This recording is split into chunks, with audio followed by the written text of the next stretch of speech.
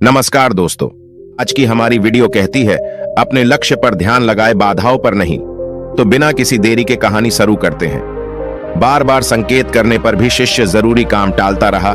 आज गुरुजी और शिष्य की जान पर बन आई। शिष्य ने बोला, गुरुजी मुझे सजा दीजिए, लेकिन मुझे ये भी समझाइए कि हम जरूरी काम क्यों डालते हैं। तब गुरुजी ने कहा, तुम इस बार खुद अपने मन के अंदर झांको, खुद जानो और मुझे उपदेश दो, क्यों इंसान जानते हुए भी जरूरी काम को टालता रहता है। गांव से काफी दूर आश्रम में गुरुजी और 2 शिष्यों के साथ रहते। एक दिन मास्टर ने शिष्यों से कहा, हमारे पास जो चावल है वो खत्म होने वाले हैं और जल्द ही मॉनसून भी आने वाला है, इसलिए तुम दोनों कल ही गांव जाओ और चावल खरीद कर लाओ। गुरुजी की बात सुनकर दोनों शिष्यों ने हामी भरी और अगले दिन सूरज की पहली किरण के साथ दोनों गांव की ओर चल दिए। लेकिन अभी कुछ ही समय हुआ था कि दोनों वापस आश्रम लौट आए। मास्टर ने दोनों शिष्यों से खाली हाथ वापस आने का कारण पूछा। शिष्यों ने बताया कि रास्ते में नदी पर पुल जर्जर हालत में है, उस पर चलना खतरे से खाली नहीं है। मास्टर ने शिष्यों से कहा, क्या तुम दोनों दूसरे रास्ते से नहीं जा सकते? पहले शिष्य ने उत्तर दिया, मास्टर दूसरा रास्ता बहुत लंबा और कठिन है। मैंने आसपास के लोगों को कहते हुए सुना है इस पुल की जल्द ही मरम्मत हो जाएगी। मुझे लगता है कि हमें पुल के ठीक होने का इंतजार करना चाहिए। गुरुजी कुछ नहीं बोले। उन्होंने दूसरे शिष्य की ओर देखा जो अब भी गुरुजी के प्रश्न के बारे में सोच रहा था। अगले दिन गुरुजी ने दोनों शिष्यों से कहा, चावल जल्दी ही खत्म होने वाले हैं। मास्टर की बात सुनकर दोनों शिष्य गांव जाने के लिए निकल पड़े। लेकिन इस बार भी पहला शिष्य वापस आ गया और बोला, गुरुजी, पुल की मरम्मत का काम अभी चल रहा है। आसपास के लोग भी कह रहे थे कि पुल का काम पूरा होने में ज्यादा समय नहीं लगेगा। पुल बनने का काम तो शुरू हो ही चुका है। मुझे लगता है कि अभी हमें और इंतजार करना चाहिए। गुरुजी ने दूसरे शिशु के बारे में पूछा, तुम्हारा साथी कहाँ है?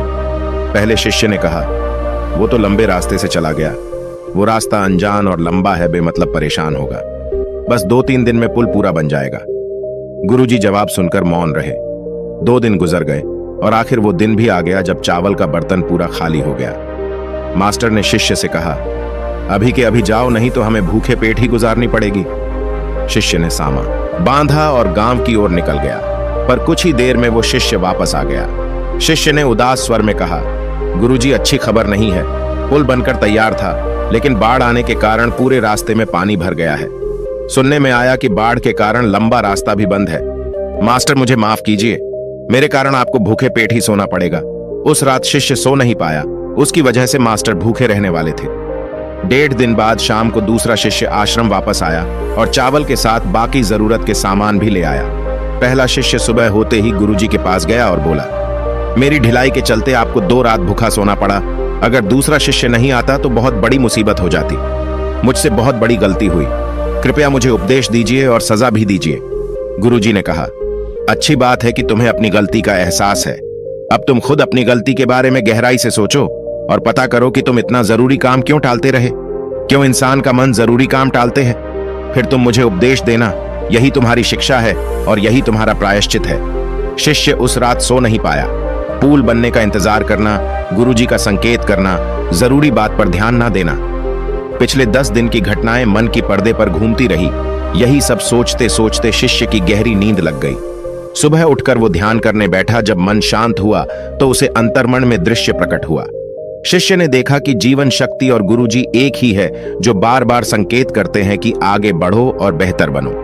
नदी यानी बाहरी कारण जिन पर भरोसा नहीं किया जा सकता, उन्हें छोटी उम्मीद हो कि बिना किसी कोशिश के काम हो जाएगा। बिना कोशिश के सब सीख हो जाएगी। चावल यानी समय या मौका जो दिन ब दिन घटता जा रहा है। और मैं शिष्य यानी विमिन, जो अब तक खुद को समझा नहीं। शिष्य बहुत खुश हुआ, तुरंत गुरुजी को दृश्य बताया। गुरुजी ने कहा, बहुत अच्छी बात है, तुम्हें इस सूक्ष्म दृष्टि से बोर हुआ है, अब और गहराई में जाओ। शिष्य ने सोचा कि चावल लाना सबसे जरूरी काम था, फिर भी मैं टालता रहा। मन सबसे जरूरी काम भी क्यों डाल देता है? शिष्य शांत होकर बैठ गया।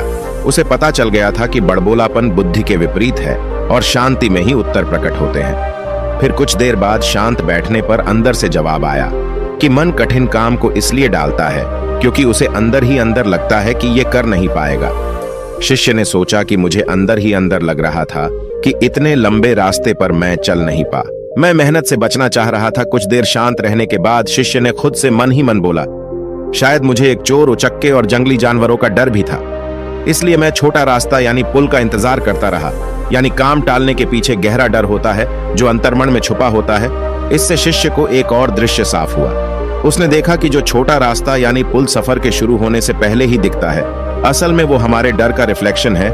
इसका मतलब हमको अपने ऊपर भरोसा ही नहीं है कि हम लंबे रास्ते पर चल सकते हैं। असल में इंसान काम नहीं टालता, इंसान खुद को आगे बढ़ने से, नए सफर पर चलने से रोकता है। असली शॉर्टकट तो इंसान को अनुभव और बुद्धि प्राप्त करने के बाद मिलता है। यानी हमारी बुद्धि और अनुभव की पोल लीनी शॉर्टकट के रूप में प्रकट होते हैं। शिष्य बहुत खुश हुआ, लेकिन इस बार वो गुरुजी के पास नहीं गया। फिर उसके मन में सवाल आया कि मैंने इस डर के बारे में पहले क्यों नहीं सोचा। जब मैं काम टालता रहा था तब मैंने अपनी गलती क्यों नहीं पकड़ी। तुरंत उत्तर मिला, ये तो मणि के शांत होने पर ही संभव है, और जब डर हावी होता है तो मन शांत नहीं हो पाता। इसलिए हम डर का असली कारण यानी टालने का असली कारण भी पहचान नहीं पाते। शिष्य ने खुद से कहा, अगर मैं डर का सही कारण समझ जाता तो दूसरे शिष्य के साथ चला जाता या किसी और को अपने साथ ले जाता। इस नई जानकारी से संतुष्ट होकर अगले दिन शिष्य गुरुजी के पास गया और बताया कि मैंने 2 दिन शांत रहने के बाद ये जाना है कि काम टालने का कारण मन की गहराई में बैठा डर होता है। इसलिए इंसान काम टालता जाता है और इस स्तर को शांत मन से दूर किया जा सकता है। गुरुजी शांत रहे, फिर बोले, अच्छा ठीक है, अब ये बताओ, एक काम टालने की आदत से मुक्ति कैसे मिलेगी। शिष्य वही शांत बैठा। उसने कहा, डर का कारण अहंकार है। जब तक अहंकार है तब तक इंसान सीमित है, तब तक इसे किसी ना किसी प्रकार का डर बना रहेगा और इंसान खुद को आगे बढ़ने से रोकता रहेगा। जितना मन शांत होता जाएगा, जितना हम अपनी सांसों के प्रति सचेत रहेंगे, उतनी आसानी से हम डर को देख पाएंगे, उतनी आसानी से हम काम टालने से बच पाएंगे और इस डर को पूरी तरह पार कर सकेंगे। उत्तर सुनकर गुरुजी मौन हो गए। उनके चेहरे पर हल्की सी मुस्कान थी। शिष्य ने गुरुजी की मुस्कान को देखा तो शांति में सचेत था। उसने प्रणाम किया और संतुष्ट होकर अपने कमरे में चला गया। दोस्तों, जब अहंकार कंट्रोल में नहीं होता तब शीशे की दुर्गति होती है। वैसे आपने इस कहानी से क्या सीखा है, मुझे आप कमेंट्स में जरूर बताएगा। धन्यवाद।